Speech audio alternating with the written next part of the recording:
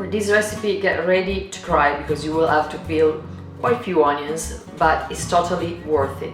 This is one of the dishes that I miss the most from my mom back in Italy, and I found a way to make it vegan and I'm so happy about it. Slice very finely the onions. Melt the butter into a pan, add the onions and mix very well. Then add the beer, cover and leave it to cook for 40 minutes. Blend the onions until they become a cream.